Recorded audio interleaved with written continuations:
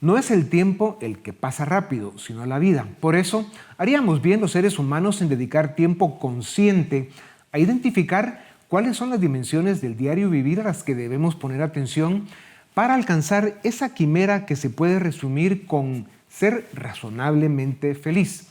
Para conversar sobre la vida y la ecuación, el dilema, el acertijo, el misterio, como quiera usted llamar a las claves que hagan que merezca la pena vivirla, tengo el gusto de presentarles a Juan Ignacio Ardón, psicólogo clínico con maestría en filosofía objetivista. Es catedrático universitario, reconocido con medalla de profesor destacado y es fundador y director del Centro de Psicología Think. Juan Ignacio, bienvenido a Razón de Estado. Si tuviéramos que resumir en 4 o 5 áreas o dimensiones que son las que dan balance y estabilidad a la vida, ¿cuáles serían? Número 1, la salud, que tiene que ver con el dedo pulgar, lo más importante, ¿no? Salud, que vamos a decir estamos bien, estamos mal. El índice que nos podría indicar, es decir, el tema de cómo funciona nuestra mente, hacia dónde vamos, el propósito de vida que podamos tener, el sentido de vida. Número 3, podríamos hablar de el código ético, es decir, cómo discriminamos nosotros qué es correcto y qué no para nuestra vida. 4, el aspecto de relaciones interpersonales, nuestra pareja, el matrimonio. Y número 5, todo el área del arte, lo que nos vamos a entretener, lo que vamos a tener para recreativo. En esas 5 áreas podemos resumir. Hombre, potente. ¿Cuáles son las 3 o 4 disfunciones más graves que viven hoy las sociedades? ¿Qué las han causado y cómo se corrigen? Podríamos hablar de factores de ansiedad, mucha ansiedad. ¿Y la ansiedad qué significa? Rápidamente significa un miedo constante a lo que pueda pasar. Pero esa ansiedad remite a cada vez la menos confianza en la capacidad que uno tiene de resolver conflictos. Dependemos muchísimo, o creemos que dependemos muchísimo de otras personas para resolver los conflictos de nuestra vida. Yo creo que hay una despersonalización de una capacidad individual de manejar nuestra vida. Y eso lleva a otros tipos de conflictos que no nos permiten entonces enfocarnos en sí mismos y crecer, y entonces ayudar a crecer al resto de personas. Ya. El crecimiento personal se debe abordar desde varias perspectivas y tiene ciertas condiciones. ¿Cuáles son los principios o condiciones esenciales que permiten un desarrollo integral y cómo se mantiene el equilibrio entre ellos? Primero que nada, obviamente, desde el punto de vista razonable, como bien decía en la introducción, desde el punto de vista razonable, el saber enfocarse en ocuparse de uno para intentar alcanzar lo más posible su propósito y su meta de ser feliz.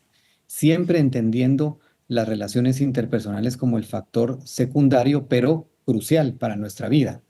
Hice énfasis y hago énfasis muchísimo en entender cómo revisar cómo uno identifica qué va a ser bueno, saludable, correcto para la vida de uno.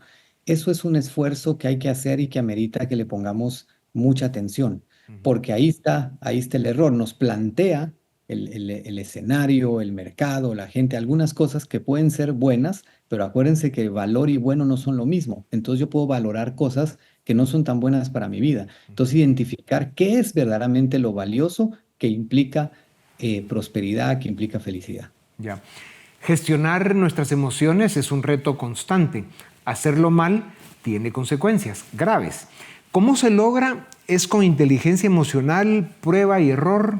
Sí, el factor principal de inteligencia emocional, y me gusta poner el término también que a veces está un poco mal entendido, que es la racionalidad. Eso no significa ausencia de emociones, es inteligencia emocional.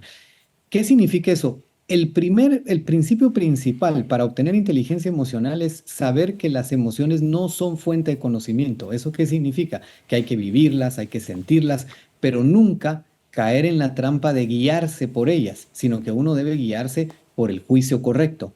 Un juicio siempre va a generar una emoción, entonces la emoción no nos debería preocupar tanto. Lo que nos debe preocupar es si mi juicio es correcto o es incorrecto. Y ahí es donde uno va a empezar a hacer un ejercicio bueno para tener inteligencia emocional y administrar esas emociones y entonces ser feliz. Es decir, el resultado es emocional, el proceso es racional. Claro. Es común sentir dificultades y complicaciones enormes para alcanzar nuestro máximo potencial. ¿Cuáles son los obstáculos más comunes y cómo podemos superarlos de manera efectiva?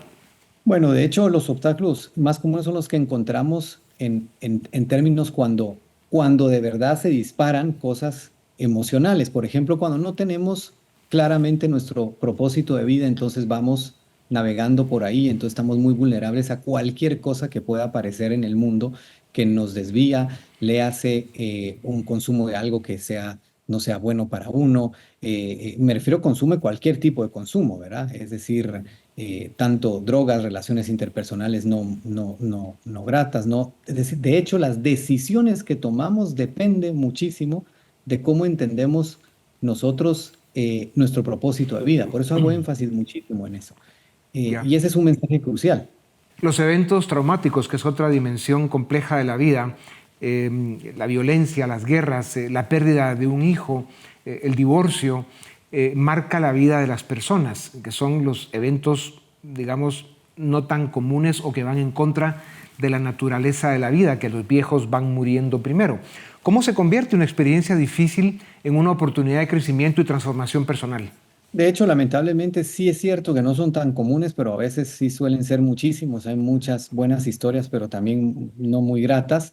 Sí, una experiencia traumática hay que identificarla y saber bien qué significa. Significa que va a generar más adelante asociaciones donde uno va a perder confianza en sí mismo, porque la experiencia traumática genera un dolor, un golpe en la mente, un golpe en el yo, que cuando ocurren situaciones similares, uno pierde otra vez fuerza en el yo. Ahí es donde hay que incorporar el concepto claro de qué es poseer autoestima y es recuperar la confianza de uno en su mente y tener la certeza de que uno puede ser feliz. Entonces, ¿qué pasa? Las decisiones que uno va tomando en base a eso van siendo decisiones desde una postura adulta, desde una postura racional. Entonces, la situación traumática empieza a resolverse, uno empieza a hacer nuevas memorias que permiten que uno no viva lo mismo. El problema de no actuar de esa manera es que uno vive repitiendo algo similar al trauma, entonces empieza a entrar en una depresión o un resultado terrible. Por eso es tan importante, si alguien ha vivido un trauma, si no lo puede resolver, buscar ayuda o identificarlo y saber que uno ya no es tan vulnerable como antes.